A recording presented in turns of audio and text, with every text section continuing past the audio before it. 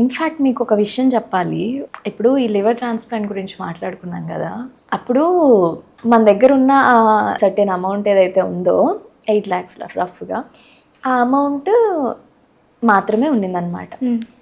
దాని నుంచి ఒక 22,000 వరకు మనకు అమౌంట్ వచ్చేది. అది ఇలా రావాలా, లేకపోతే 8 lakhsని నేను లివర్ రిప్లేస్మెంట్ ఆపరేషన్కి వాడాలా అనే క్వశ్చన్ ఉండే. దాంట్లో వాళ్ళు చూస్ చేసుకున్న ఆప్షన్ ఇది. Because doctors were not sure, చేసిన కన్ఫామ్గా చెప్పలేము, సక్సెస్ అవుతుంది అని చెప్పలేము. దానికి తోడు లివర్ ట్రాన్స్ప్లాంట్కి ఎవరో ఒక లివర్ ఇవ్వాలి, ఇచ్చిన వాళ్ళకి కూడా మళ్ళీ ఫర్దర్గా హెల్త్ ఇష్యూస్ ఎలా ఉంటాయి అనేది తెలీదు. సో ఈ కాంప్లికేషన్స్ అన్నీ, అంటే లైఫ్లో ఇవన్నీ జరిగినవి గుర్తొస్తే అనిపిస్తుంది, అరే ఇప్పుడు ఆ డబ్బులు maybe not nothing, definitely it's worth so much, but అట్లా అట్లా అనిపిస్తుంది అనమాట. అదే ఇదే డబ్బు ఆ రోజు.